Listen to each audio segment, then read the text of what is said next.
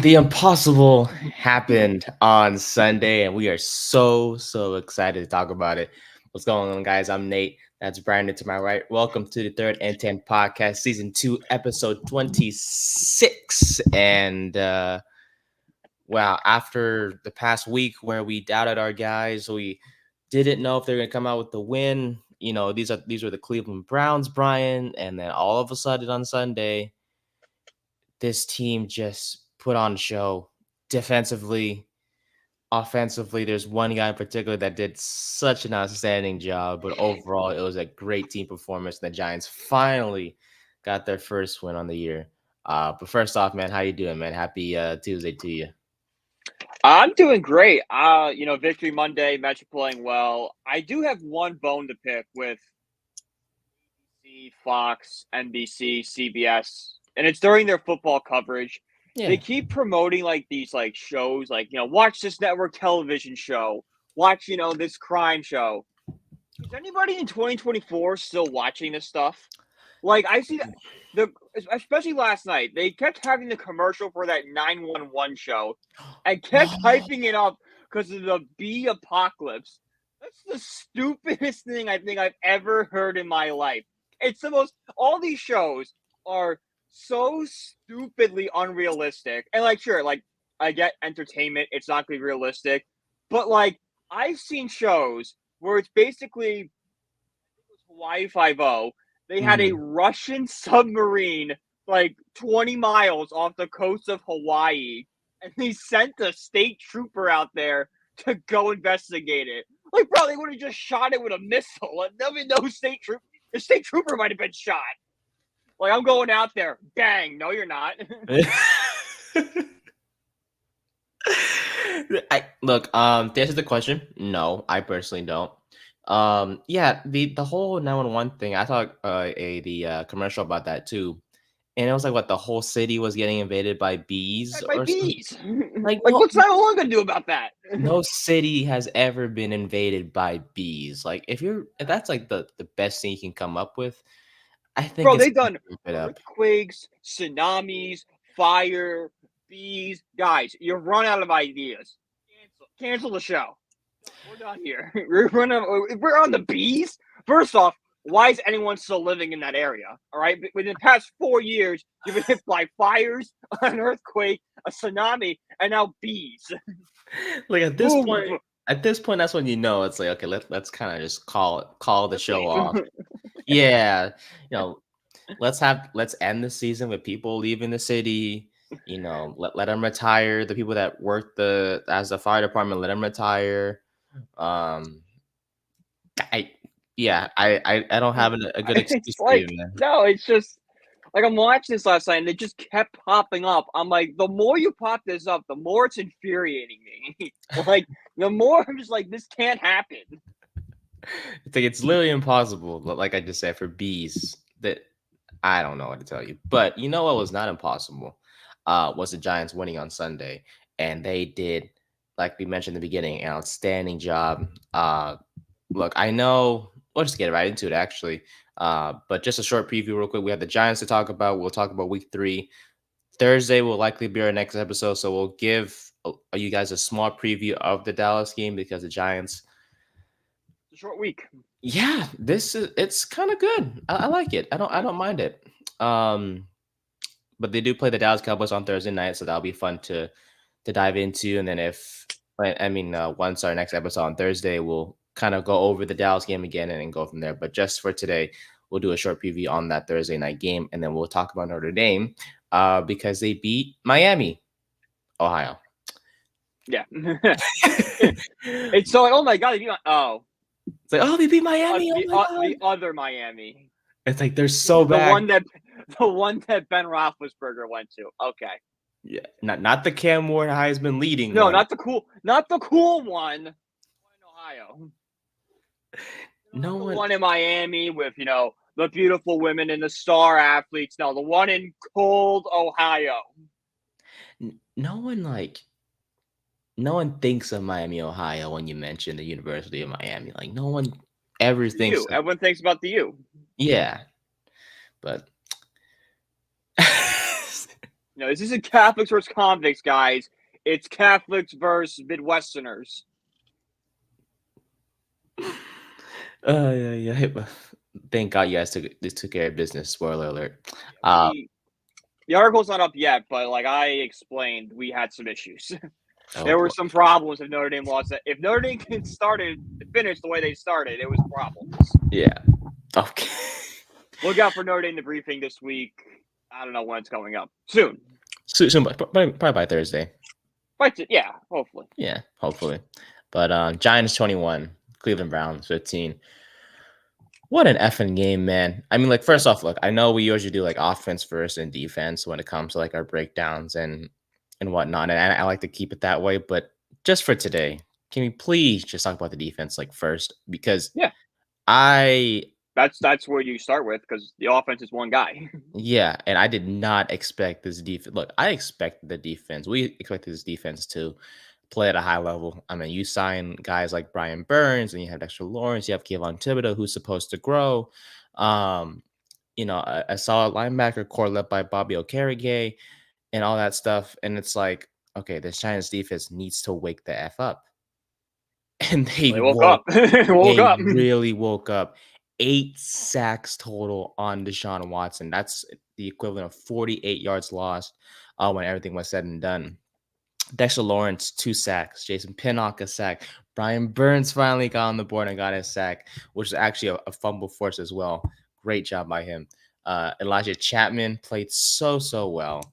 The hero of the preseason showing up in the regular season. What I like to see. That's what I like to see. That's like, Victor Cruz-esque. I'm not saying he's having the same impact, but like I like to see it when guys who did good in the preseason continue into the regular season. Super proud of him, dude. Heck of a job by the undrafted free agent. Undersized, that does not matter. He did a hell of a job. Okay. Yeah, okay. He's undersized, but he's got a heart and he's willing to do anything out there. I'll take 100 of those kids on my team over the perfectly sized, the quote unquote perfect looking football player. I'll take the guy with heart and hustle every day of the week. Dang right. Kayvon Thibodeau had half a sack, Okereke half a sack, Nunes Roches half a sack, and Micah McFadden had half a sack as well. Brian Burns, 2 pass deflections, by the way. The Giants in total hit Deshaun Watson 17 times. 17, led by Dexter Lawrence's 4 QB hits. 2 forced fumbles, like I mentioned, on Deshaun Watson. Ojulari recovered it, and Elijah Chapman recorded the other one. And overall, Deshaun Watson just 196 yards rushing or passing on the day and 69 yards rushing in total by the Browns offense as a whole. So overall, first off, holy crap. Look, everything was going to go downhill in my mind when and I don't understand why he continues to be back there. I know you want him to have a role on this team, but Eric Gray is not Yeah, I mean, a returner whatsoever. And he's still out there returning kicks. yeah. Yeah, no, they're shoving a round object into a square hole. Like, guys, it's not working. That's a good one. Yeah, I just don't understand. He's never been a returner. He didn't do it in college, maybe like once or twice, but not really good at it. We've seen it last year. Not good at it. So you might as well practice. Like, what is it? Mm-hmm. Eric Gray should be a great returner. What body of evidence is there to suggest that at all? What is he doing? Is he taking every single kickoff back in practice? Is that what he's doing? If that's the case, yes. Then makes sense. Other than that, don't even think about putting him out there anymore because at this point it's just a waste of time and nothing is working out. We saw it on Sunday. He fumbled and then next play of the game's a touchdown. Like, hats off to the Giants to not, because if you're anyone on that sidelines, I mean, I had it in my house. It's a here we go again, like a bottoming out. Like, oh my God, we said it's the beginning of the gauntlet. We already were kind of under, a touchdown underdogs, and now within not even a minute of game time, we're down 7-0. A lot of guys can be like disparaged by that, and that's where I think we have to give credit to Brian Dable and the coaching staff because they've done enough to, I don't know if it inspires the right word, but give this team confidence that, hey, we had a bad start, but we can shake it off, and we're still in this game. Don't get down on yourselves now. Fight. Now is the time to fight. And they really fought because that first play that Cleveland ran on offense when the Giants did fumble that kick return was a 24-yard touchdown pass from Deshaun Watson to Amari Cooper. So at that moment, I was like, these guys got to go. Like we got to bounce back. We got to score like fast. That didn't happen immediately, but the defense after Defense that stiffened up. touchdown, yep, punt, punt, punt, fumble, end of the first half, punt, missed field goal, punt, punt, and then a touchdown and finally came for the Browns. But after that, it was fumble, turnover, and downs times two. So overall, the Giants Ball game. defense they shored up. I mean, they got the job done. After that touchdown allowed in that first on that first drive by Cleveland, they let that other touchdown, but that was like in the second half, and that was just one touchdown. Other than that, the Browns were held to 4 for 14 on third down, 1 for 3 on Huge. fourth down. Get them off the field. Yeah, got him off the field, baby. That's what we like to see. Just one red zone appearance by the Browns overall on the night. So just a heck of a job by our boys. And this is what we wanted to see. And the thing that surprised me the most, I heard about Deshaun Watson's press conference after the game. He talked about Shane Bowen and his defense and how he talked about how they blitzed more than usual. And that was pretty clear because, I mean, a lot of players on this team got at least half a sack. Yeah, with the entire roster got a sack. Yeah. They wanted to, like, all right, who wants a sack now? Run out there and just try it the quarterback. Oh, Nabers, you want a sack? Hey, what the hell? Try. But yeah, I mean, look, this defense, this is what we're supposed to do. We liked what we saw 2 years ago when Wink Martindale was the defensive coordinator and he was doing that blitz happy scheme. Of course, he did it last year as well, but more importantly, in 2022, that defense did a heck of a job and was the key, to making the playoffs. And I know Bowen isn't known for that blitz style, but I think he understood, like, hey, I have guys that can rush the passer, but I also have guys that we can run blitzes with, aka, Okereke, McFadden, Pinnock, for example, once again. These guys can rush the quarterback too. Yeah. And if you have those guys, it's going to open up things for Burns and Thibodeau and Lawrence because 5 guys can't block the whole dang defense, especially when you have 6-7 guys blitzing. Yeah.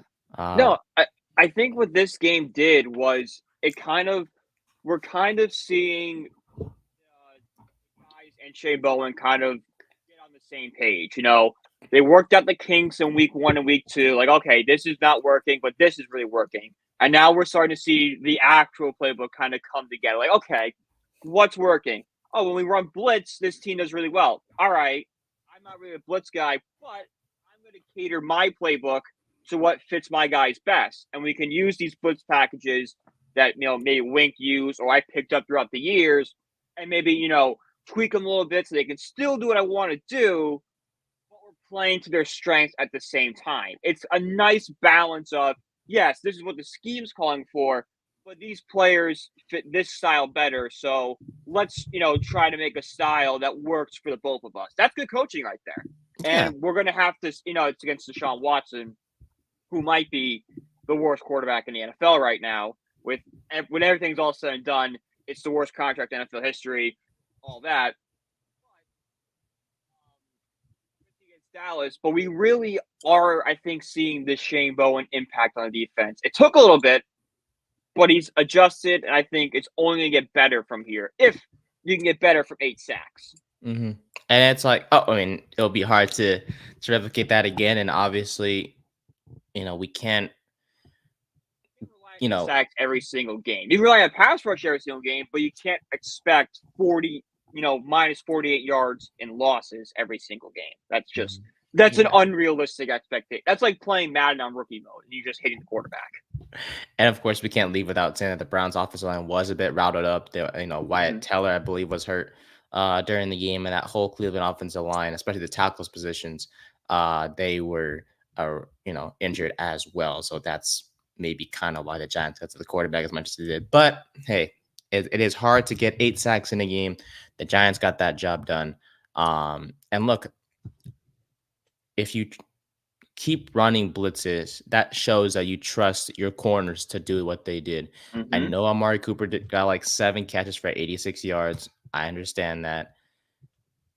But at the same time, everyone else on that offense, in terms of the pass catchers, didn't really do much. So as long if you can hold one guy, if you can just if only one guy is going off and everyone else pass catching wise is not doing so well, you'll be just fine. So Yeah. I know Cooper had 86 receiving yards, 2 touchdowns, but other But than that was the that, only 2 touchdowns they yeah, had all game. So, like, it doesn't really matter. Okay, Amari Cooper went off. Okay, the defense allowed 15 points. Like, yeah. sure, let Amari Cooper go off. They're not winning. They're still not winning against us. We scored Uh, 21. as It's long as they're not really that scoring. simple. Yeah, Like, as long as they're not scoring. you are just like, I understand, like, it's a concern, but, like, if you're looking at the defense as a whole, it's a nitpick to pick out Amari Exactly. Cooper, a very good wide receiver, I think Yeah. underrated in the NFL in his current having almost 100 yards and 2 touchdowns. That was the only thing that was working for the Browns all day. Look at everything else. Everything else was terrible. So, Yeah. like, focus on that rather than just, okay, hey, this one tiny aspect was this player didn't even have 100 yards. He had a lot of yards. I'll live with, CeeDee Lamb, 7 yards, 87 receptions, and 2 touchdowns if the Giants can win on Thursday, 24-14. I will live with CeeDee Lamb going off. um, but yeah, I mean, the Giants, when they did run blitzes on Sunday, they trusted their secondary to get the job done. Deontay Banks, Cordell Flott, who played 67 and 64 snaps respectively. They handled their business on the outside. In terms of snap counts, something I was I didn't like was Adoree Jackson getting 17 snaps, which is kind of low again, but I think as of right now, even though they did bring Adoree back and everything, it's clear the Giants do trust Flott on the outside, which is fine. Like, I don't mind that Yeah, at all. no, Andrew Phillips, once again, just continues to play well for this Giants team. the Um, guy got hurt yeah, that in was the practice. thing. Yeah, 7 snaps played actually, so I take that back. And you said he's injured. I He didn't practice yesterday. I mean, this is the Giants' projected injury report. Shout out to Giants Wire. They're listing Drew Phillips and Adoree Jackson both sat out through Monday's walkthrough with calf injuries. Okay, probably I for mean, the everyone's best. kind of banged up because, like, it's a week later. Like, Dexter Lawrence is on the list, Micah McFadden, Darius Slayton. They all got banged up. They're all limited on Monday. You know, Okay. it's scary because it's a short week and, like, maybe we won't see Phillips on Thursday, which would suck. But, Mm-hmm. like, I don't want to get too ahead of ourselves because, like, if this game's on Thursday, Phillips might be better tracking the play rather than Thursday. Like, Mm-hmm. okay, this might be a 1 week injury because a fluke in the schedule. We have a game Thursday instead of Sunday that week. Yeah, and then so on Thursday we'll likely um go over the injury report one more time just to make sure to see who's in and who's out. But in terms of if Phillips is out for Thursday's game, it will likely Adore will get more snaps, and we'll go We'll from see there. Flott move back over to the slot and then Mhm. Adoree back on the outside. But I Probably. think they want to get Phillips has done probably been the MVP of the defense so far, so like, they want to get it out there as much as possible. And I think they still want to work Flott in, which means okay, hey, we got to take away from somebody. Well, Banks is young and he's our cornerback number one, not touching him. Phillips is playing out of his mind, not touching him. Okay, Adoree Jackson's the guy we signed off. We signed him before the season started. Yeah. He's getting up there in age. We know what he is. He's the easiest guy to take off the field and insert Flott in because it's just like we know what he is. Flott could be better than that. Yeah. So yeah, we'll definitely keep an eye on everything throughout today and tomorrow, and we'll see what happens on Thursday when the Giants take on the Dallas Cowboys. But overall, outstanding play by this defense. Shane Bowen, thank you so much for blitzing more than you used to, Doing and it. please keep doing it because if we keep doing this, I think we have a great chance to beat.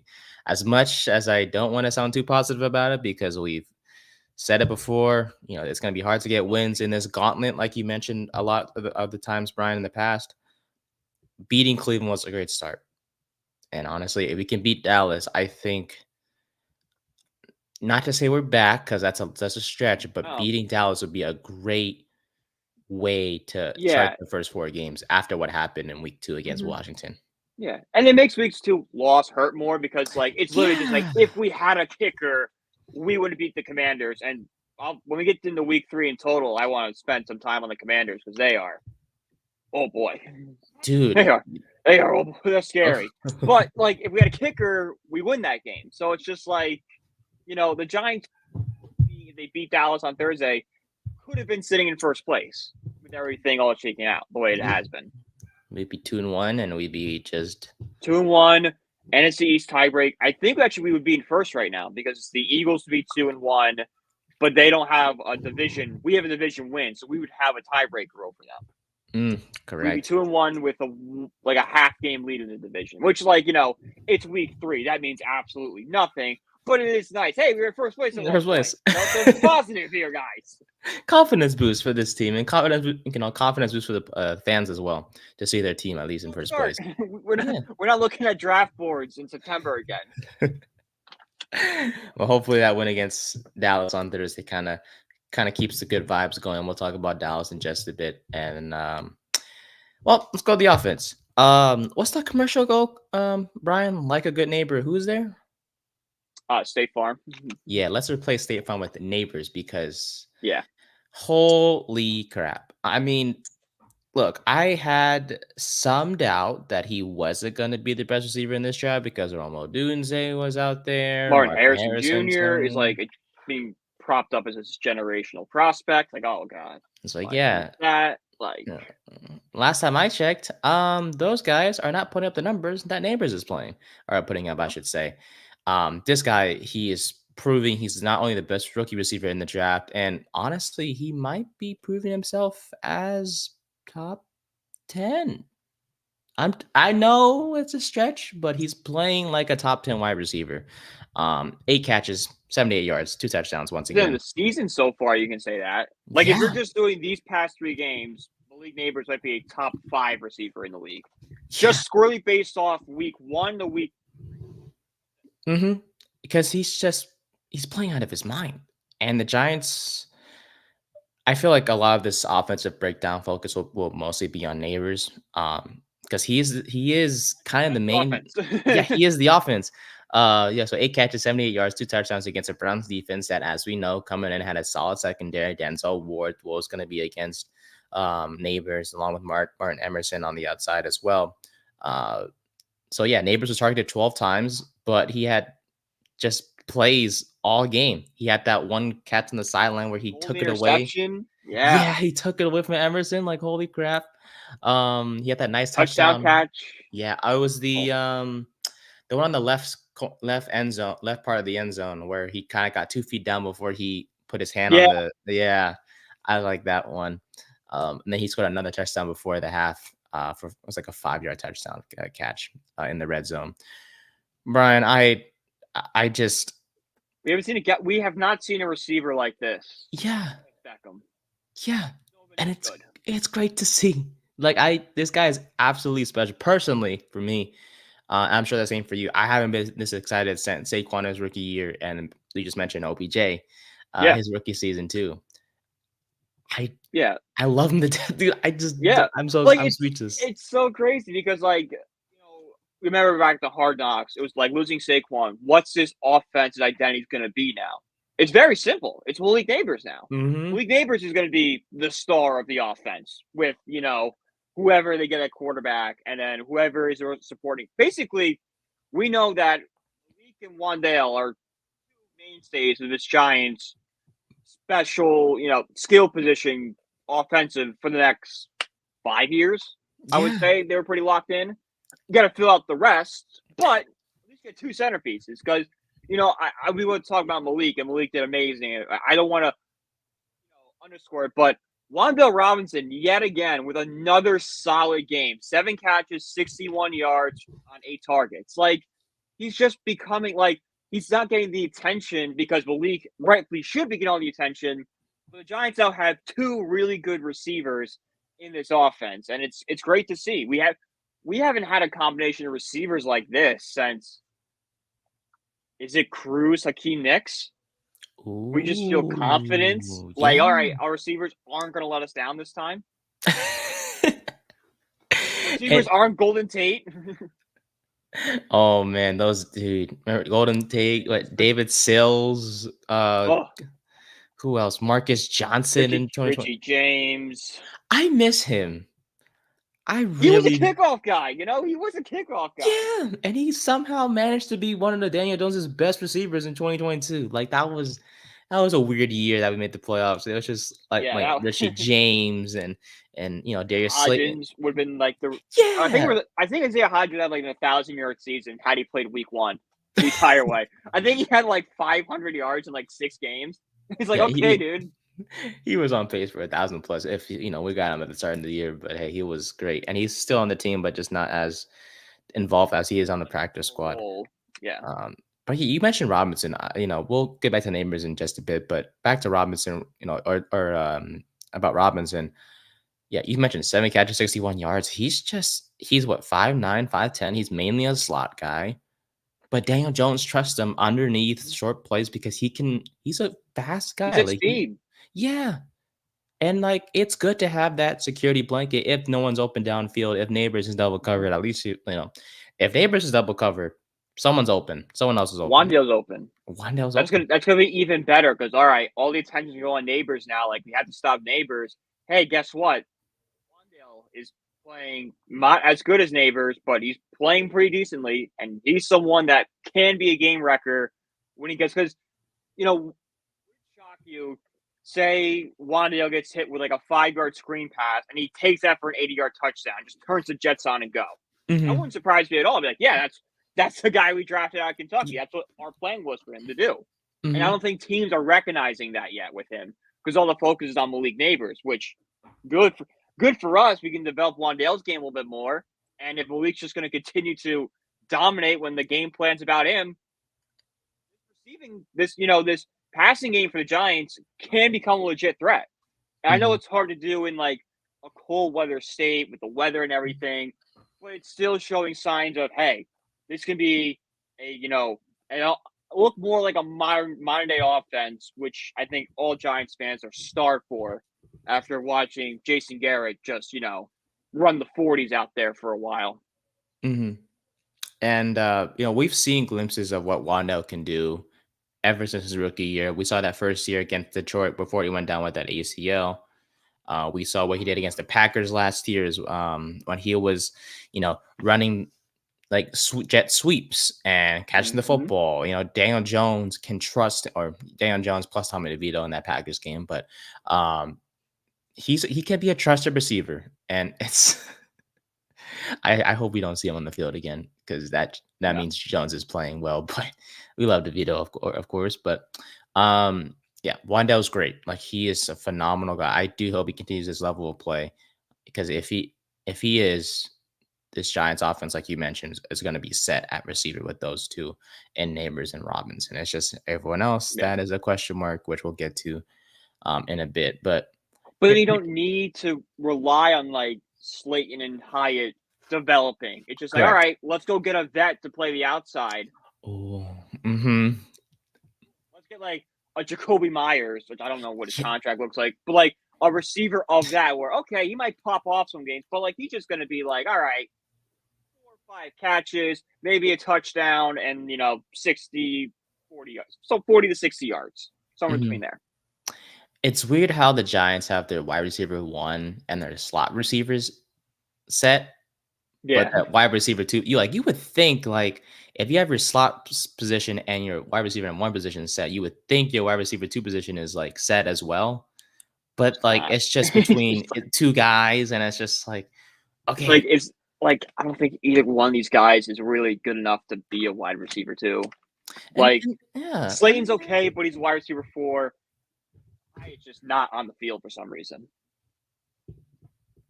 Do you think? Okay, so here's the thing. I know think the video dropped last week, but when the whole Jalen Hyatt, how he was requesting to be traded, and he came out saying that that wasn't true, that the New York media was just Yeah. making up stuff. Look, I love Hyatt, and I know he loves being here, but there has to be some sort of issue that occurred, Gotta be. or it's been 3 weeks, and remember week one when we talked about Hyatt and how Brian Dable was like, yeah, we have a certain place for Hyatt and stuff like that. Hmm. Once again, dude, in week three, just We 10 saw one. snaps. Yeah, he 10 snaps overall. He's not on the field. And Darius Slayton, on the other hand, 58 snaps. So something's Maybe up. it's like quarterback. Like, because I've always said Darius Slayton is like a safety blanket for Jones. Like, Hmm. maybe he plays into that where Jones just doesn't have that connection with Hyatt as he does with Slayton, which makes the team like, all right, we want to get Jones as comfortable as possible out there. Throw Slayton out there because he's just better with him. Hmm. Well, I mean, that's not a bad reason. Like, it makes sense if that's the Yeah. case. We saw Hyatt in games with DeVito where DeVito was finding him down the field, and Hyatt was converting catches and making solid plays. But there's never been so far with Jones under center where him and Hyatt have that connection, and maybe Hmm. the chemistry needs to continue to be worked on. I don't think there's any. I mean, I give it like a 98% chance that there's no rift between Dable and Hyatt as well as Jones No. and Hyatt.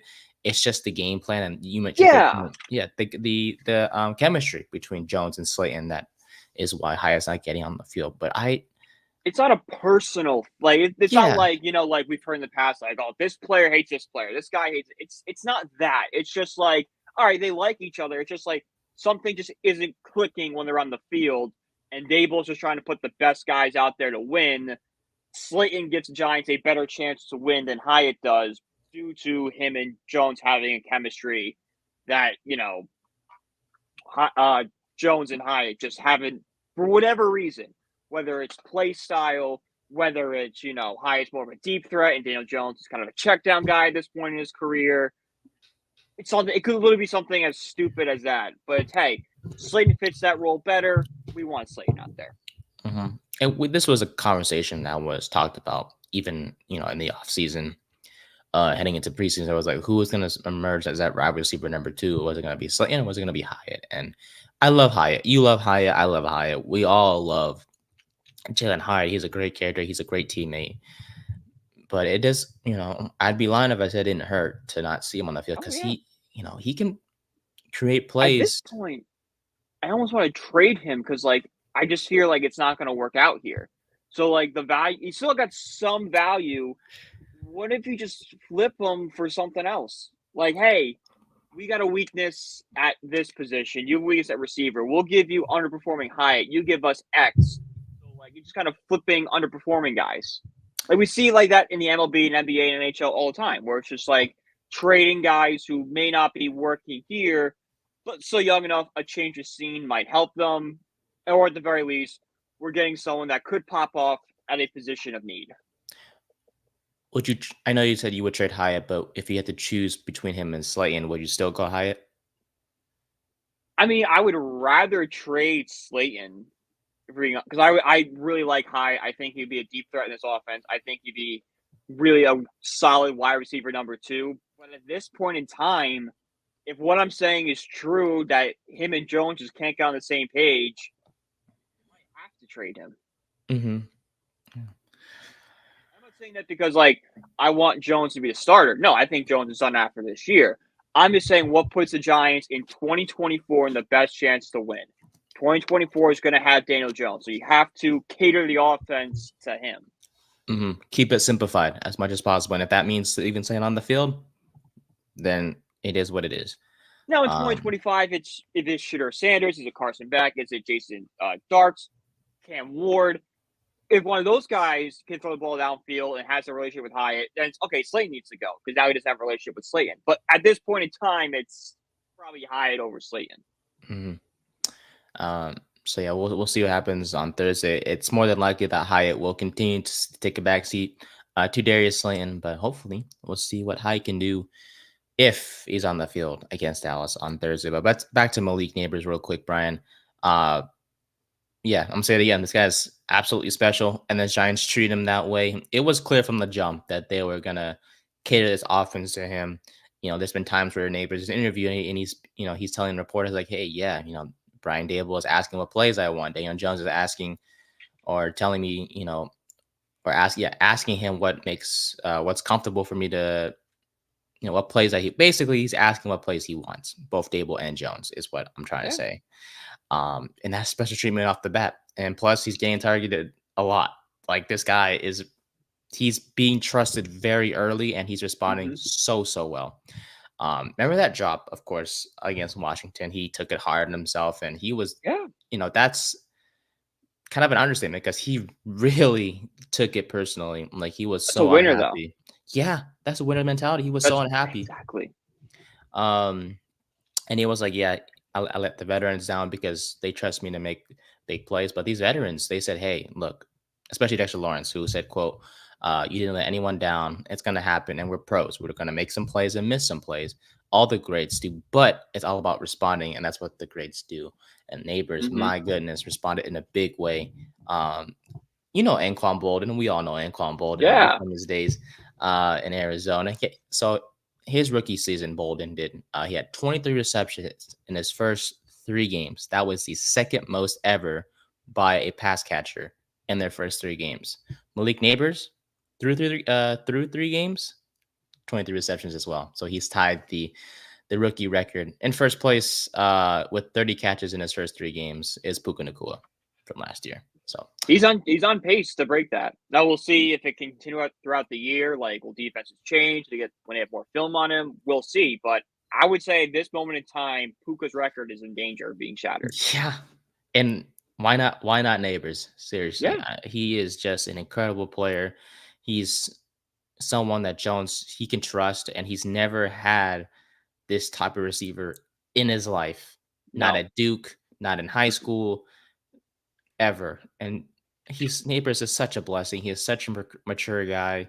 He's fun to Yeah. watch. He can make plays. He's saving this offense and Jones's career right before our eyes. And honestly, if we've said it He's before, right. He's like the bat signal. Like, hey, hope is here. It's coming. Let us build a team.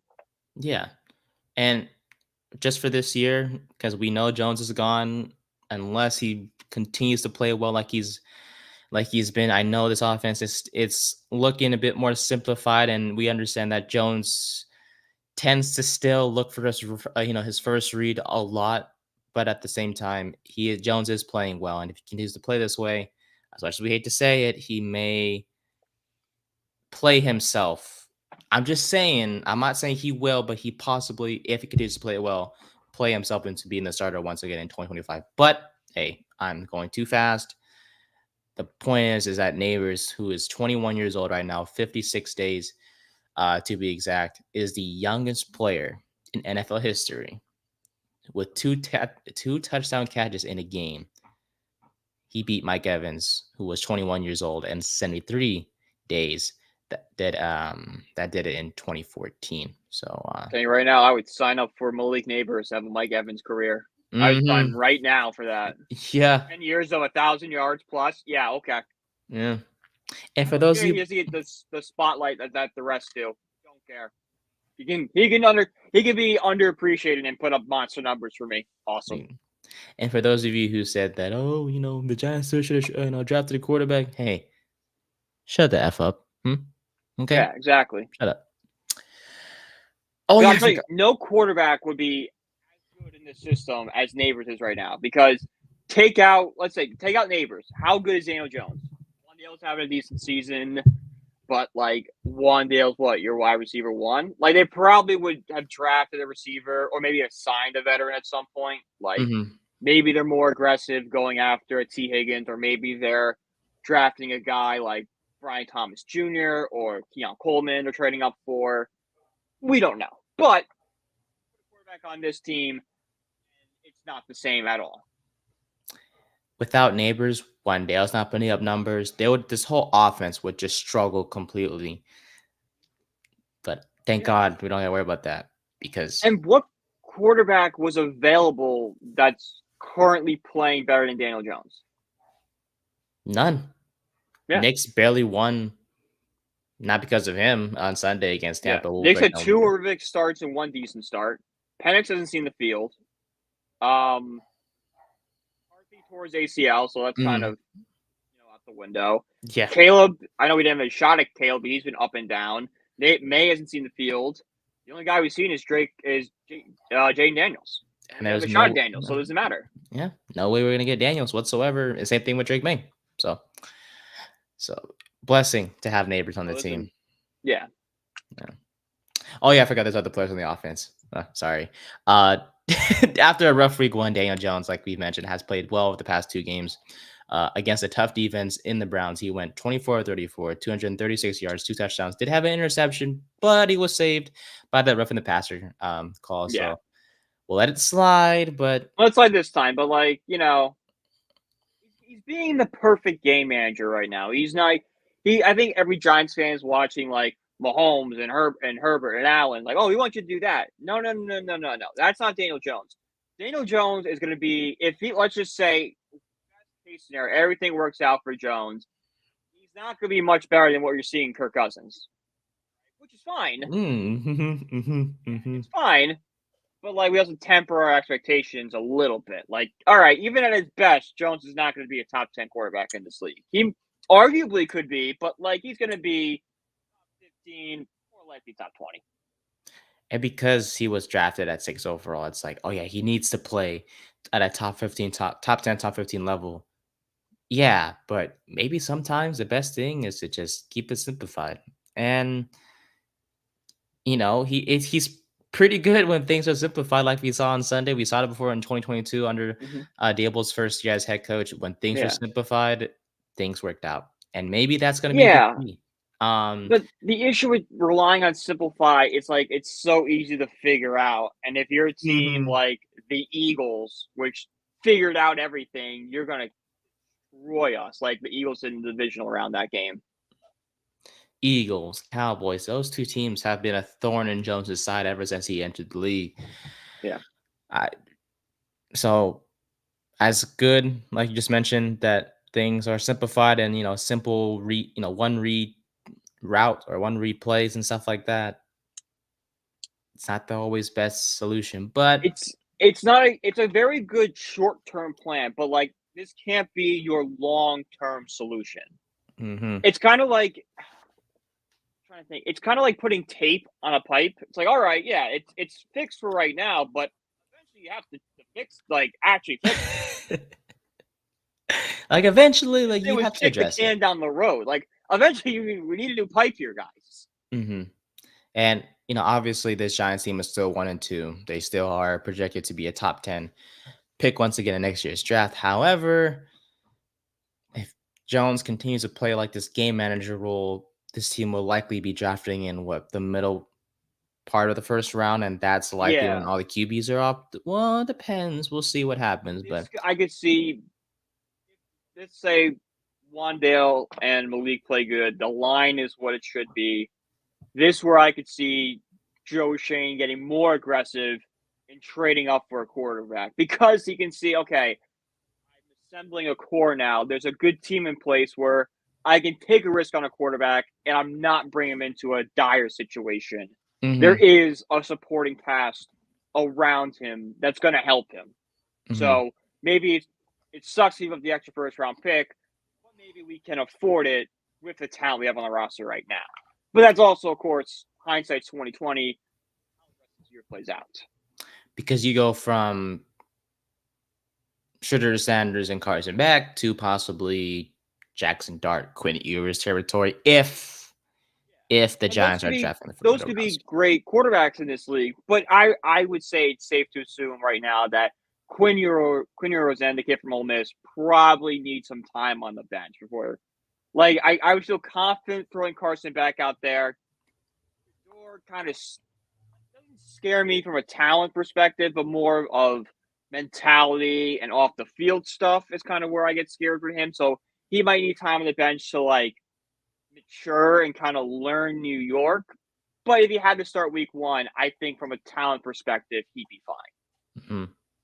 We didn't mention Cam Ward, who likely will go number 1 if everything goes Yeah. correctly. Because Cam Ward is Mhm. just Right into you. that dude is phenomenal. I tell you, Mr. Ward is very, very good. But we'll see. But so far in his past 2 games, at least after week 1, that just ruined a lot of our Sundays. Jones has played well these past couple of games, and that this Cleveland game this past Sunday just shows that hey, find Malik, find Wandale, and everything is gonna be all right.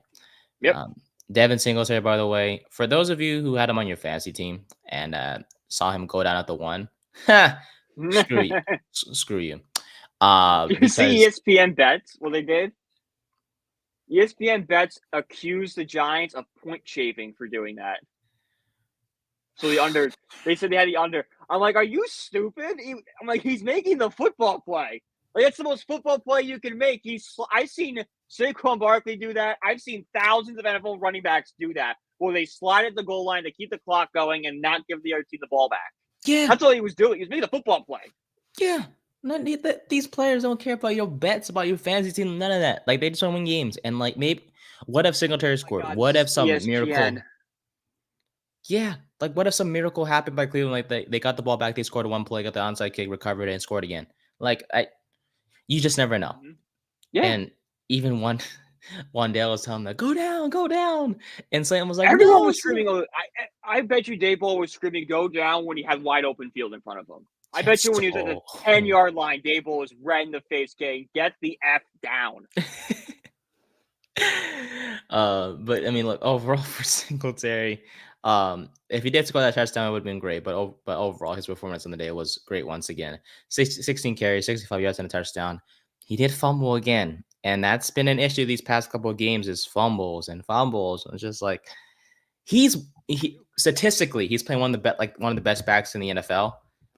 It's just the fumbles, dude. I'm just like, dude, Yeah. chill. Just get that straightened out and you're good. Please just hold on to the dang ball. I'm trying to find the hang on to the Duke. literally like it's not that hard one though. I mean Singletary, because what he's first in elusive rating. Never heard that one before, but that's his elusive rating is 100. Something one of those fake baseball stats. Yeah, like his hard hit percentage is X. Like, okay, that's more just luck, guys. He hits the ball really hard. It's like, how do you come up with that? How do you control how hard you hit the ball? Like, there's so many factors involved in how hard the ball comes off the bat. Like it's a really cool stat. Like, oh my God, that ball came out 110 miles an hour. But like, I'm not going to hold it against Pete Alonso. Like, well, he only hit the ball, 98%, and this other first baseman was 100, so we're going with him. Like, look at the stats, guys. Look at the actual stats. Don't look at these cool stats. Like what defines a hard hit baseball? Like, is it velocity? Who knows? Like, to get out of the ball. I think it's velocity, like how fast the ball goes is a quote unquote hard hit. Like, is that really how we measure hard hits? Like, what if it was just really windy that day? Yeah. Got picked up in a jet stream and just took off. That's not a hard hit ball. That's just a ball that got lucky. Yeah, so whatever these fake stats are, it is what it is. But yeah, elusive rating, he's first with 161.8. He has 17 missed tackles, which is second most in the league. Yards after contact, 165, tied for seventh. 10-yard runs, 6 of them. 15-plus yard runs, 3 of them, which are tied for 9th and 7th, respectively. Singletary, I love you, man. You're playing well. Like, you're sort of playing better than... That's a reach because Saquon Barkley just went off against the damn Saints. But you're playing as well you're as playing Saquon. At a good level to play Saquon Barkley. You're making it very easy to miss Saquon Barkley. Because we got him at the price we got him for. Exactly. Yep. Well. So, yeah, he was great. Shout out to him. Rondell Robinson, we talked about it earlier. He played well. Theo Johnson got his first catch in the NFL for 13 yards, but that was the only catch he had. And then Hyatt. Yeah, babies. We'll get there. We'll get there with Johnson. We'll get you there. It's week 3. Come on, guys. You got a long season ahead of us. More of these. Hyatt, we talked about it earlier as well, and then Slayton had that thumb injury, so that's a bit concerning. But we'll see what happens there. All line wise, Pro Football Focus had some harsh grades on them. Andrew Thomas did not play well. What I mean, a 14.7 pass blocking grade. Like I mentioned, they were pretty harsh, and Pro Football Focus isn't the Bible, but um, to me, Oh they my God! Oh, yeah, 2 sacks allowed. Come on, that's pretty good. So overall, heck of a game. No field goals. Love to see it. Uh, ending drives and touchdowns. Awesome. That's that's what that's that's what what we we like. need. Exactly. Put up touchdowns, baby. You don't like field goals.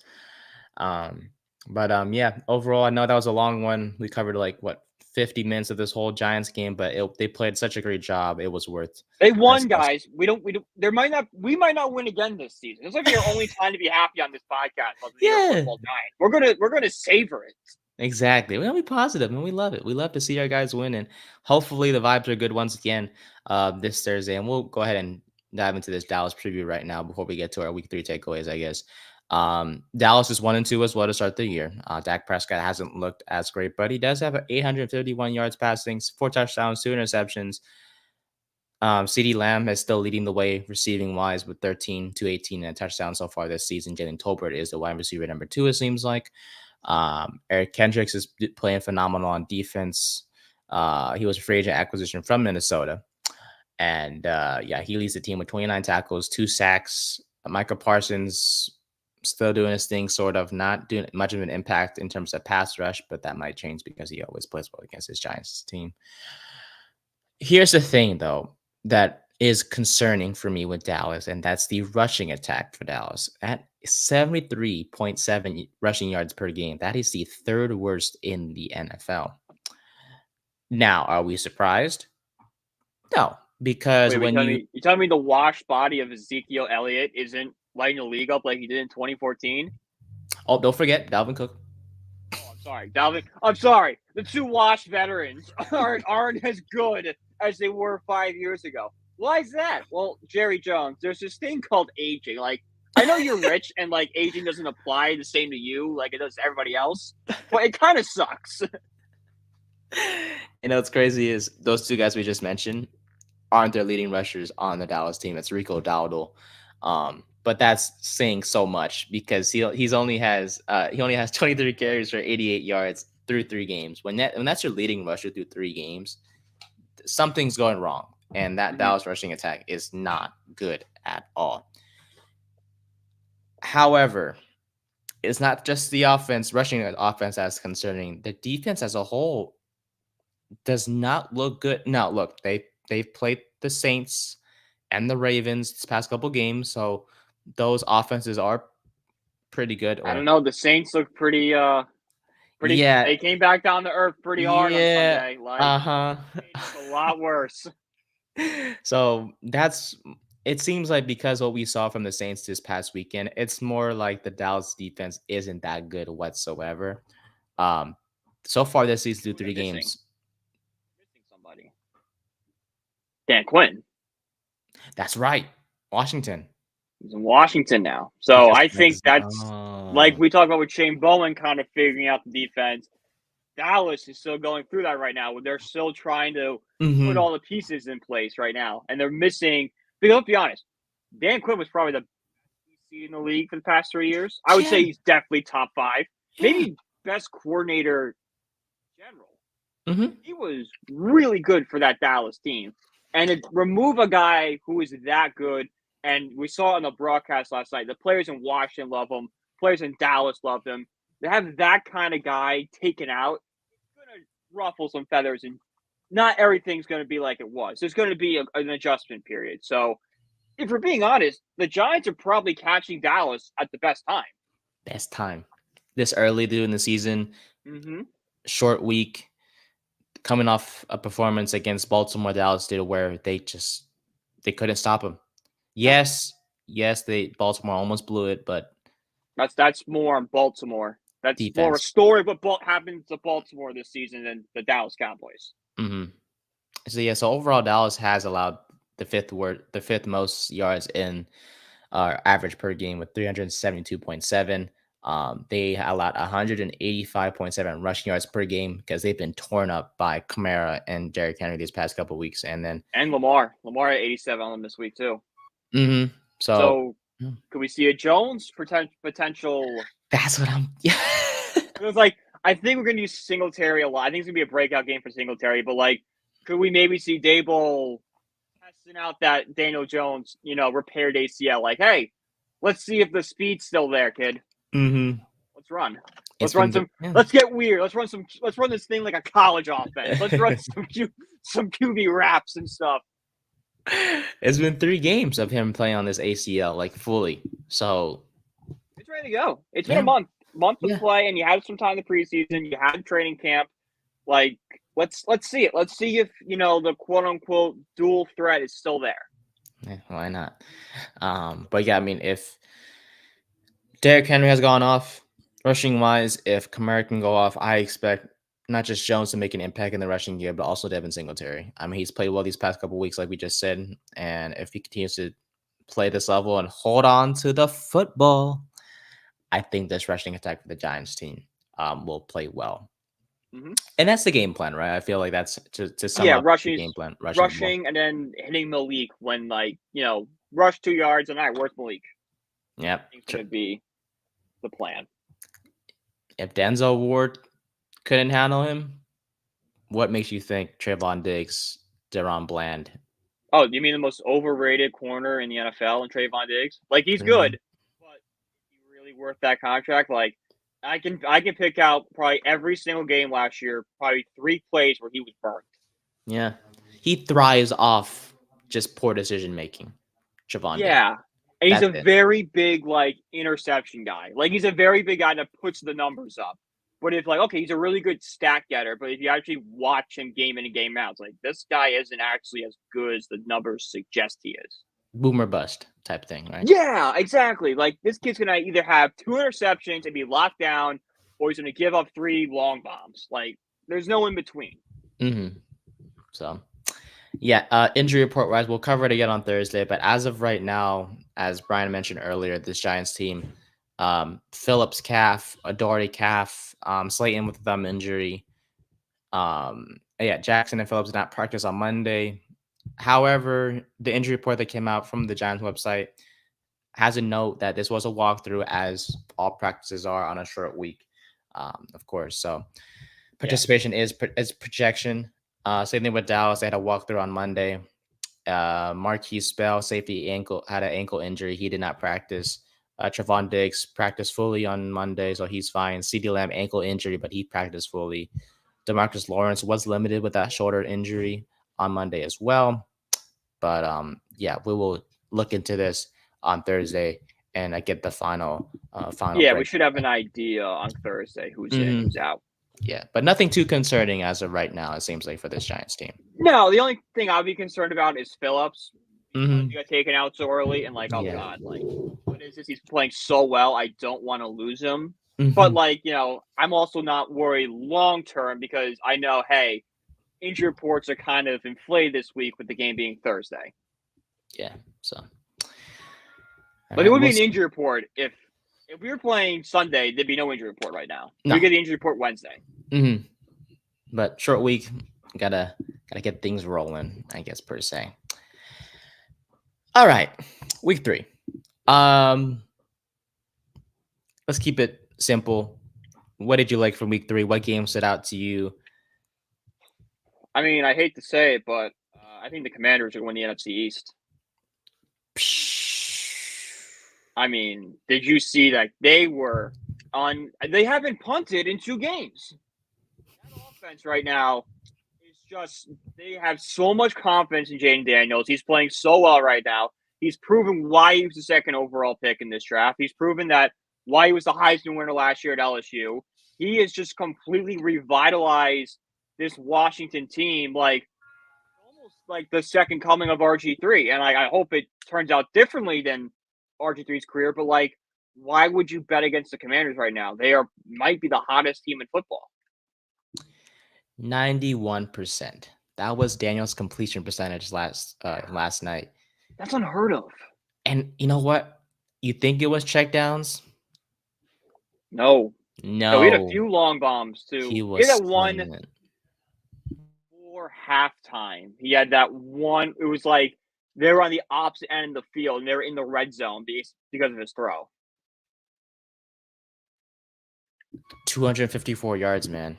Two Yeah. tutties. I mean, this And guy's he's trusted. That coaching staff trusts him. He's like, let's go for it. And they're like, all right, yeah, 11 yards for a young per quarterback. pass. Yeah, Yeah, that's beats a lot. And the coach got trust in me. I'm going out there. You play with so much less of a, so much calmer. Like, all right, coach, trust me. Let's get this done, guys. and he's doing it with the receiving core that outside of Terry McLaurin isn't that great. Like they traded Jahan Dotson, you would think like, oh my god, this offense is gonna get worse. No, he's. If anything. But that's the thing. That is what a top 5, especially second overall quarterback is supposed to do with limited, quote unquote, limited resources, Mm-hmm. make plays. And he's done an outstanding job. Like, Yeah. if it wasn't for Malik and the Giants were much worse, we would, and having Jaden Daniels would be a home run. Like, he would be just as Yeah. great as a pick as Malik Nabers if, the Giants had the If the opportunity Giants to can get trip him. the second, yeah. Mm-hmm. All that stuff happened. Yeah, but I mean, Daniels he can do it with his arm. He did it with his legs. He led the team in rushing yesterday with 39 yards, which is insane much, but he did score a touchdown on the ground. And yeah, dude, just a 93.0 QBR rating. I think that was the best in the league this past week. He's just someone that if he continues to play well, and he's only going to get better, this NFC East is going to be very, very tough for years to come. Like, it's just unbelievable how a guy like we just mentioned, with limited resources around him, can just play so well. Yeah. If he does this, It's on throughout, coaching too. yeah, It's him and Cliff Kingsbury. Like, welcome back to the NFL, kid. yeah. Kingsbury, he's more fit as a coordinator. Like, if he stays in this role, just do not take any head coaching job. We saw how that worked out. Not all coaches. We all know this. Not all coaches are built to be head coaches. Some belong as coordinators, and that is not the end of the world. That's why in NCAA football 25, you're given options. You don't have to be the head. You can be the coordinator and focus, because you don't have to. You don't always got to be the top guy in the coaching staff. Like, maybe your best fit is just focusing on one unit, and that's what Kingsbury is good at. So, yeah, Washington 2-1 in the year. They literally, the punter is just, he should be like The grabbing. the punter's eating hot dogs on the bench. Yeah, eating beer? hot Like, dogs, chatting it up. I'm doing the same thing that guy's doing right now. Can I have a beer? It's like the equivalent of a baseball player, like for example, like Bryce Harper today. I assume the Phillies aren't going to be playing their starters, but like equivalent of Harper eating sunflower seeds the whole game, just sitting down, just watching the game. Like, that was what the punter was doing, was just chilling on the bench, walking around, maybe keeping himself ready just in case. But he was never needed. Like, this Washington team is converting, they're scoring, and that is something that we want to. That is great to see from this Commanders team. But I assume this game wasn't all about the Commanders. I assume you have your concerns about Cincinnati, correct? Yeah, no, I'm really concerned about this Bengals team because, like, we saw week one. Oh god, that's a bad loss to the Patriots. But like, I think there's a thought, and it got amplified last week when they almost beat the Chiefs. That, hey, this team's okay. They just need to straighten a few things out, but they're fine. Mm-hmm. They're 3-0, and they're burying themselves. What might be one of the tougher divisions in football, because I know the Ravens had their struggles, but they're 2-1, right? They're 1-2, but they very easily could be 3-0. Had a few things gone differently. The Steelers have an amazing defense, and the offense is just okay enough. Mm-hmm. It's a really good Bengals team, but they're already in a hole too deep to climb out of to make a realistic playoff shot. With everything else in the AFC around them. Like, the Bills and Jets are probably locks right now. The Ravens are probably going to make it. In the South, it's probably the Texans, maybe the Colts will be floating around there.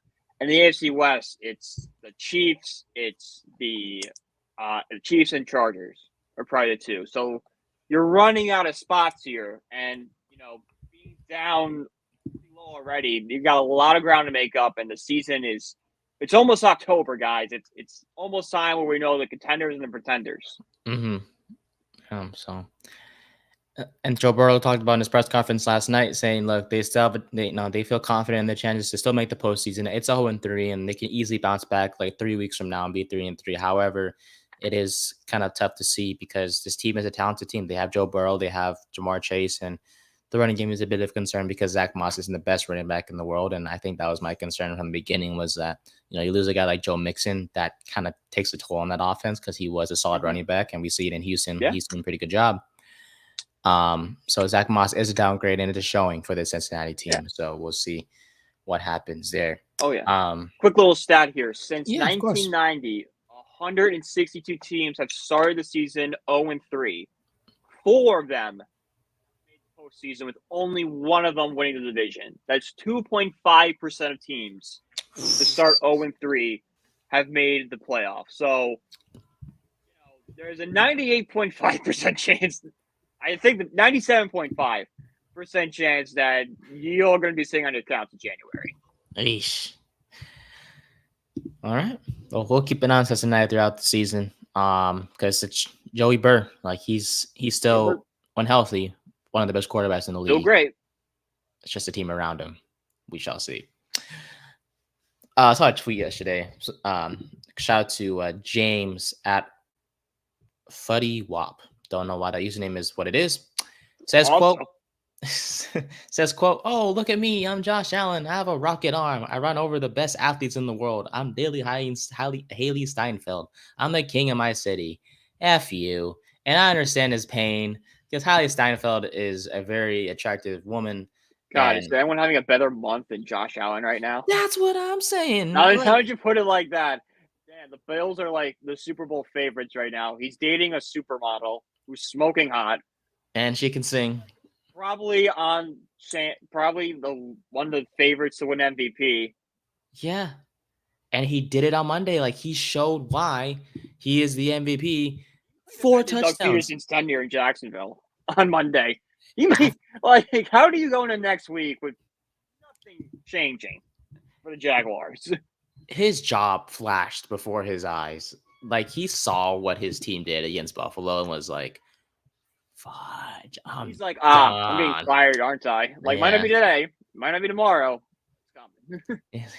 He's like putting a timer on his phone. It's down the pike. He's putting a timer on his phone. It's like, let's see how long I can last until. Yeah, it's all right. I can see the Grim Reaper. He's not here yet, but he's coming. Like, he's there. I see him from afar. Like I see Slender Man. He's walking slowly. But I see him, and it's like I'm dead. Making progress, but it's taking him a little bit. I wanted to bring it up because is this more on Buffalo's offense is starting to come together? Because we saw, obviously Stephon Diggs is gone, and this Buffalo offense is still trying to figure things out. But does this game say more about Josh Allen and his MVP performance, or does it say more about Jacksonville, just that they are one of the worst teams in the NFL? It's just. Yeah. Both, but I think it falls way more on Buffalo because, Trevor Lawrence, 21 for 38, 178, a touchdown, interception. Not great, but also, not horrific at the same time. But, Josh Allen, 4 touchdowns, 263 passing yards on 23 attempts, a 98.3 QBR. Only 7 incompletions all night. And then at the same time, you have him running for 44 yards. James Cook, only 39 yards, but a touchdown. He got involved in the passing game. This is more about how dynamic this Bills offense is now. They're not forced to kind of get Stephon Diggs the ball. They can spread it out and let Josh Allen truly show how good of a quarterback he is. Truly remind people that, hey, I am a dual threat. I might not look like it, but I can still run the ball. Because he was the leading rusher last night for the Bills. Mm-hmm. Yeah, he can do it all. And when you can do it all, you're up for the MVP conversation. And that's what he is. He's a great player. And if he could just play at this level, MVP is going to be his. at the end of the season. Like I don't see anyone else taking The over from him. test now, and they said this on the broadcast Monday night. I Mm-hmm. think the Bills have won the most games in the past 3 years without a Super Bowl appearance. Like, I think the Chiefs have obviously won the most, but they have 3 Super Bowls. I think it's them. I think it's the Chiefs 1 and the Bills 2. So, like, I don't care what they're doing. It has to end Lombardi at the end of this year to really, like, MVP's nice, Josh Allen, but no one cares. It's you at least get there. You can't keep having these depressing losses in the divisional and conference round. It has to be we're in the Super Bowl. Based off what you're seeing from this team, Brian, and considering that Allen is an MVP candidate, I don't want to sound as make it vague and say can this team make the Super Bowl, but it's more like how confident are you that they can make the Super Bowl this year? I mean, out of 10, I would probably go a 6. Okay. Because like they can't beat Kansas City. Like we've seen them struggle against Cincinnati in the playoffs, which who knows if Cincinnati's going to get there.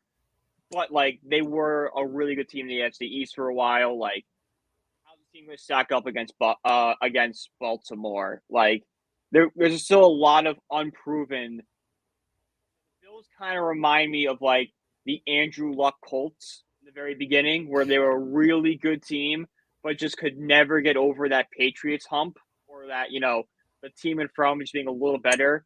Or the Bills going to be a similar story where they're really good, they just can't get over the Chiefs. But this is, I think, to answer that question, if you don't mind, and if I could mention the Kansas City game as well before I want to get your other takeaways from you. They can beat the Chiefs. The Bills can beat the Chiefs. I do too. I think this is the weakest Chiefs team we see in a while. And the reason why I say that is because as we head towards that Chiefs-Falcons game, look, this Chiefs team, as much, I don't want to sound like a hater, but I'm going to. They should be 1-2. That was a BS call against Cincinnati. I don't care what anyone says. And they could be 1-2 because if Isaiah Likely gets that foot down, Baltimore wins that game. That is true. So technically they could be 0-3. Because they shouldn't have won last week. They barely beat the Falcons by 5. Like, a good team. And look, like I said, I don't want to sound like a hater, and I don't want to sound like, oh, he doesn't. Look, I'm not saying that the Chiefs they suck. However, the game plan is simple. You take Kelsey out, which every team has, and you make Mahomes depend on the inexperience of Xavier Worthy because he's been quiet. What? Rashid Rice is your only other threat. No one's scared of Juju, who did score on Sunday, but no one's scared of Juju. Juju's washed. All right, guys. Like, it's like saying like a hobbled Victor Cruz right now would be like getting reception. No, he wouldn't. He sucks. Like teams have figured it out, and this offense isn't operating as smoothly. So that I think that's what I'm trying to say is this team isn't running as smoothly as we expect them to be.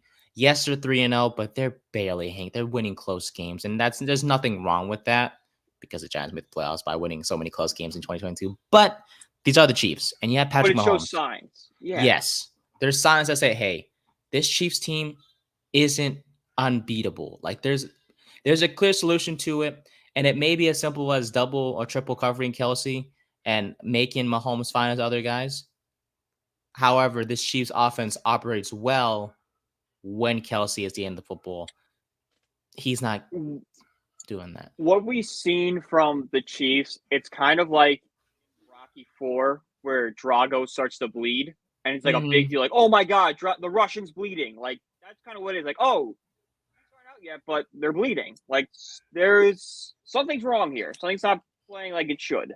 I think through 3 games so far, Kelsey has like 47 yards receiving and just been a nothing. So is it as simple as it's just like teams are double or triple covering him, or do you feel like there's more to it? Not to drum up any conspiracies, but I mean, it could be both. It could be something as simple as Kelsey's kind of getting a little older, so like, time is taking its course on him. Like he's played a lot of football. Like, is it finally starting to catch up with him? I mean, he's kind of lost a step, and he's lost like that, explosive ability he once had. Is it, the looming breakup with Taylor Swift in 4 days? It's gonna be that. no, wait. Oh, it is 4 days. Remember? The 28th. It's 4 days. Yeah. Uh-huh. So be by your phone. 28th, because it could be an all-time Twitter day, or excuse me, X. Could be an all-timer.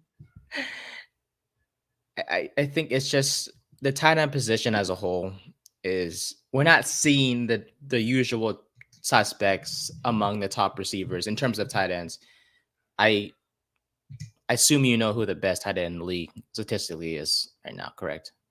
Who is it? I don't know at the top of my head. When you say, I'm like, oh my god, yeah. Dallas Goedert. Yep. Yeah. That sounds all right. You know who's second? Ferguson? Brock Bowers. Good for him. The times are changing, my friend. But so top three. Yeah, Brock Bowers is the changing of the guard. Yeah. Bowers is seen as the next great tight end. We're gonna see.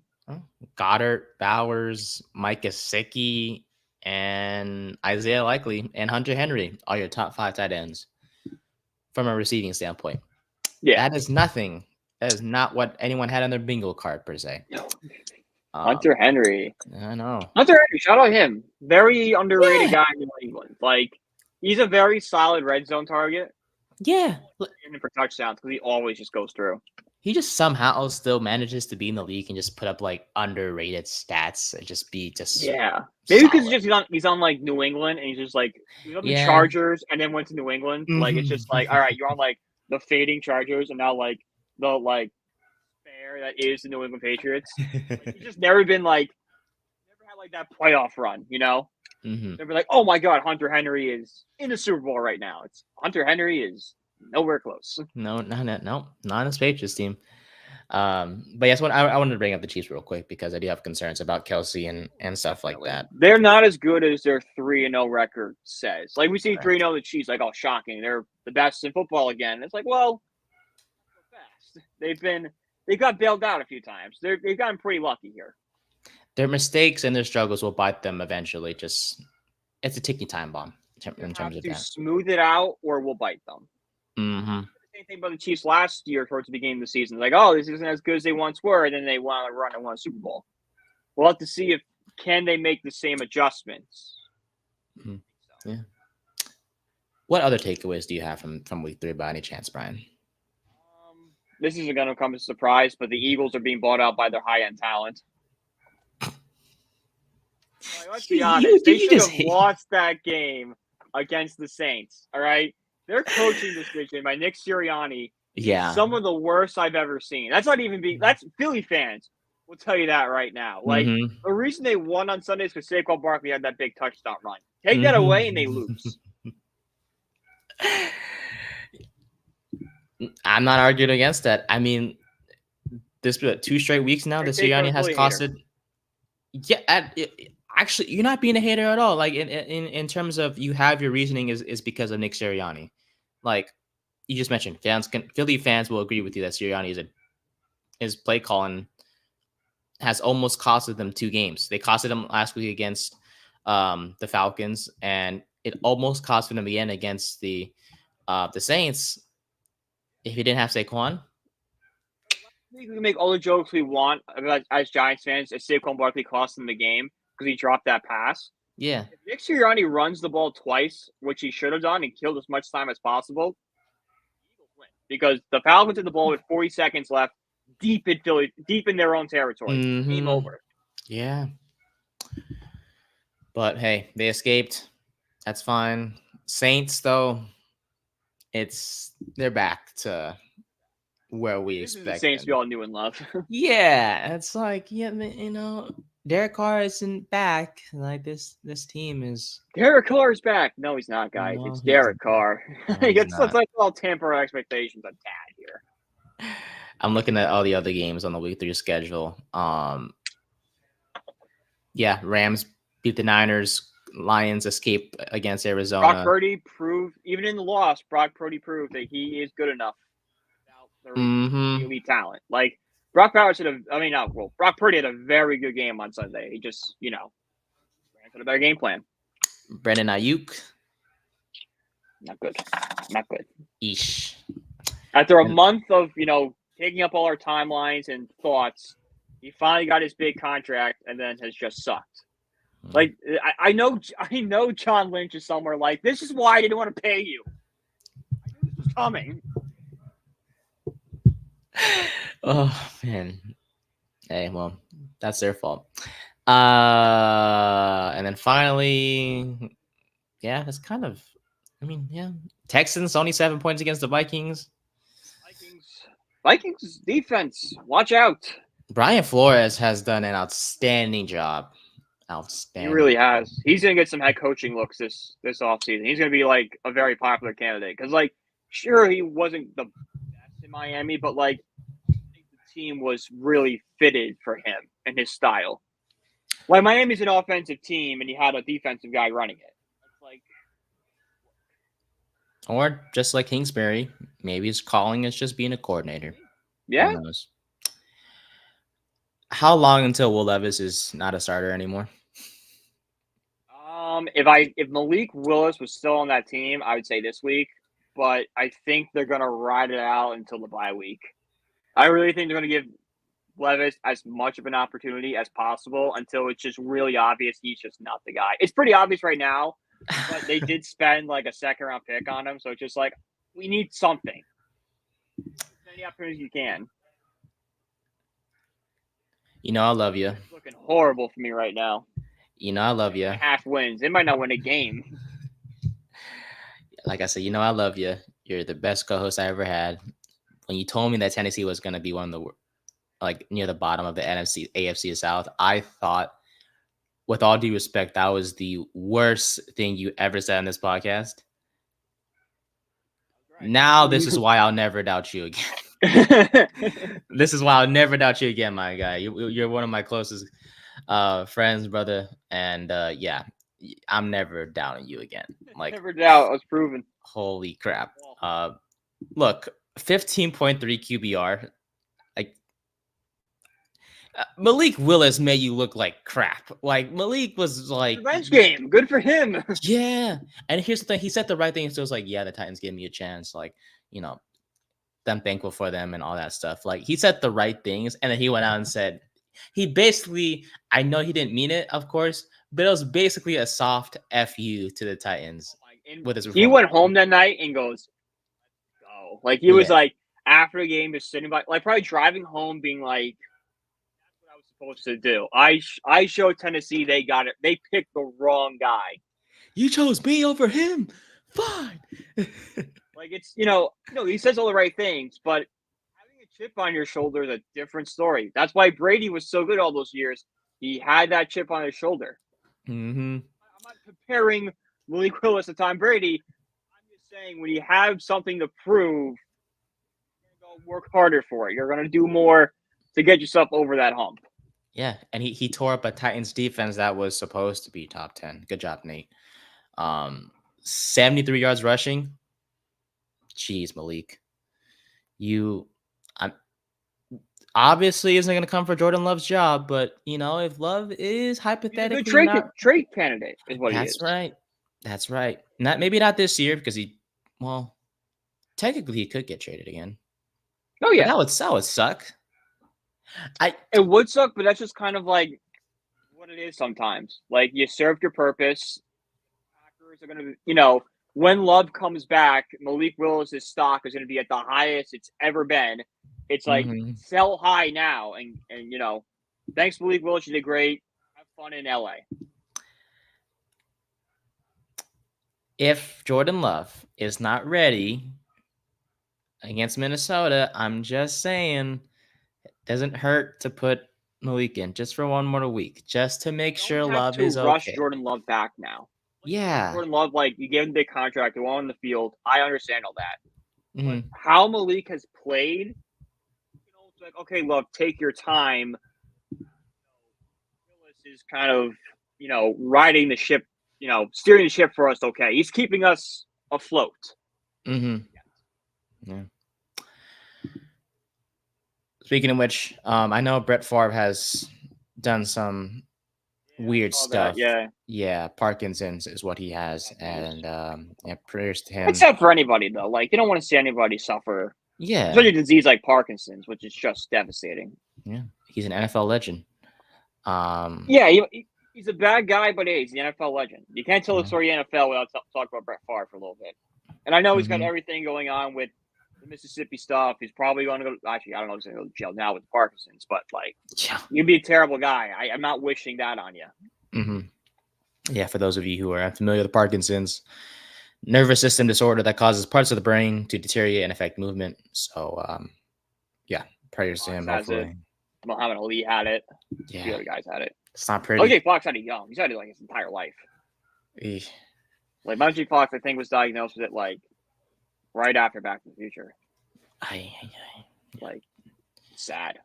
Definitely something to monitor for sure. Hopefully he hopefully he can live as long as life as possible. 91 is when he was diagnosed.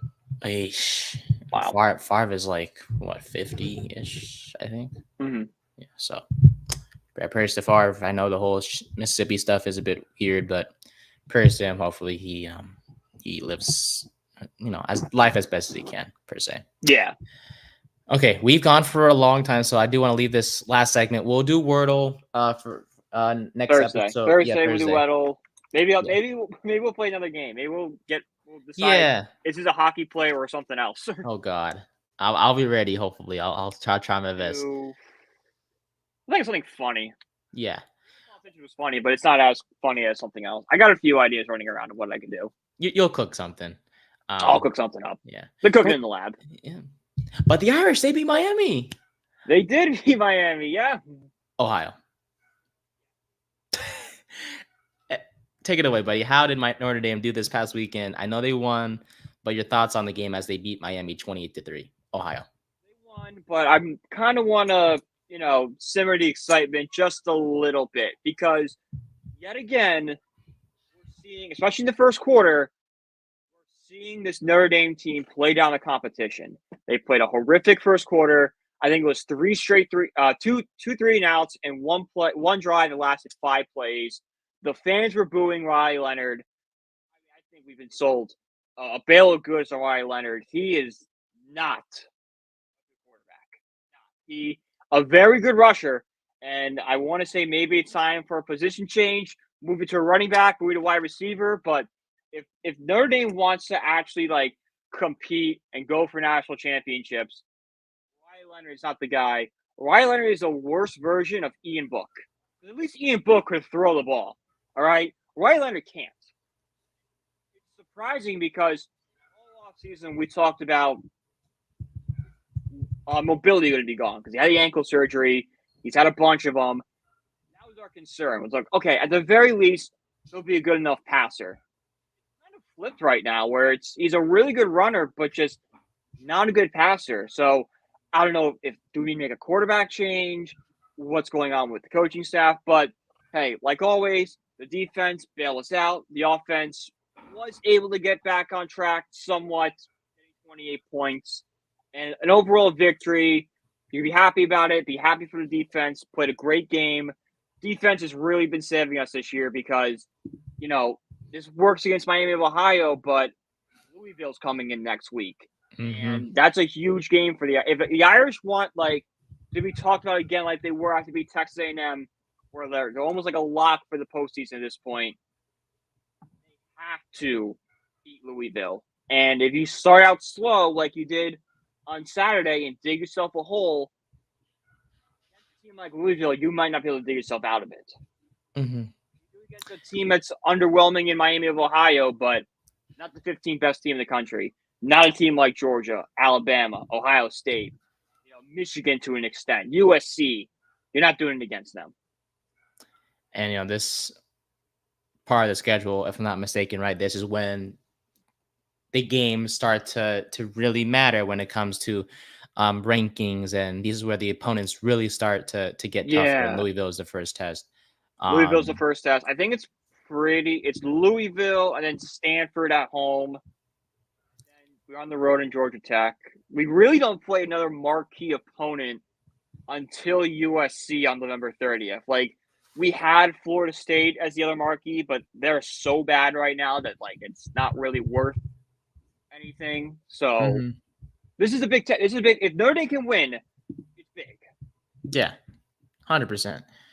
This you beat washes the taste of the NIU loss out a little bit and be like, all right, they lost NIU, but they beat 2 ranked opponents. So like that is impressive.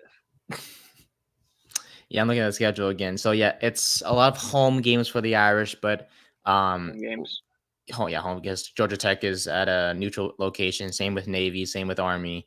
So technically, you guys have 4 home games for the next 8 weeks.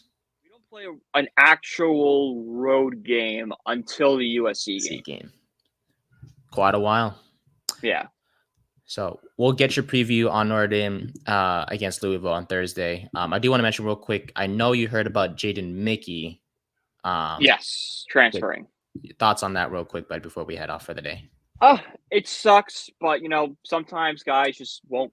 It could be something as stupid as not being football related. It could just be he's not liking the school. He's not liking this. Not liking that. So, as someone who has transfer schools, I do kind of have a soft spot. It does suck, but like I get it. I understand where you're coming from. I've been in that mind. It's not an easy decision to decide to move schools, especially when you've been recruited, all of this great stuff, and then move on anyway. Yeah, so Jaden Mickey sucks, but like I don't like judging people without knowing the full. Maybe he's got a family sick and he's trying to get closer out to them. Yeah, I haven't looked into it that much. I just seen he's transferring. Like, that sucks. But like from my own experience, and it's a fraction of what he's going through. I know how hard that is, so I know he's not. He's thought long and hard about this. Yeah. He said, with a heavy heart, I will be redshirting this year with plans on transferring after I graduate in the spring. Mickey committed to Notre Dame as a 4-star recruit, playing 11 games as true freshman season. Started 1 game against USC as a sophomore. He played in all 13 games, but only started 2 of them. This season, Benjamin Morrison has been an All-American caliber corner, as you know, and he was always going to be ahead of Mickey on the depth chart. And then Christian Gray. Mickey wouldn't start until next year, but he'd just be like, the recruits are better than me behind me. I'm not seeing the field this year. I might be a little rusty. Like, I'm going somewhere just new. And then, if it's so without Mickey now, it's going to be Leonard Moore, the freshman, if an injury to one of the top starting corners on Notre Dame happened. But, at the end of the day, definitely understand Mickey's decision. But, hey, that's the power of the transfer portal. I mean, you can redshirt a season and just hope you can just can happen a lot more decisions like these. We're just going to see guys just be like, I'm out. Yeah, 100%. So, all right, yeah. So we'll get your preview on Notre Dame on Thursday. We'll talk about the Giants-Dallas game once again. Final injury report should be out, but overall, heck of a weekend. Wins for your Irish. Wins for the Mets. Congrats to you guys. Big series in Atlanta starts tonight, 7:20, first pitch. Who's pitching tonight?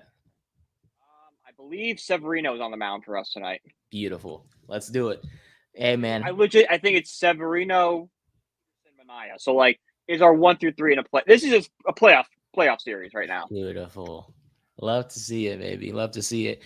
Yeah, my Phillies clinched, so I'm rooting for you guys, man. Just get in, and it's gonna be a fun. If we see you guys in the postseason, definitely gonna be some fun episodes that we'll be recording, for sure. So rooting for you guys, man. Hope you guys make it, because Citi Field deserves to have a playoff appearance or playoff team play, and these Mets. Man, Mets are fun. Mets are special. Don't know how you guys did it. Remember the beginning of the season? You know, so many doubts with the pitching and stuff. Well, hey, sometimes they can surprise you, and they turn it around. Team in baseball since like May 30th.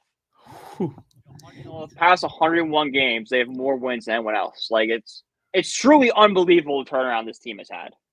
It's not about how you start. Hey, amen to that, buddy. All right, folks, I'll do it for episode 26 of season 2 of the Third and 10 podcast. Whole lot of fun. Talked a lot about football. Our Giants finally in the win column. Proud of our boys, man. Let's keep it up on Thursday, and we'll go from there. So for Brian, I'm Nate. Thank you guys so much for watching and listening to the Third Time Podcast. We'll see you guys in the next one. Go Giants always.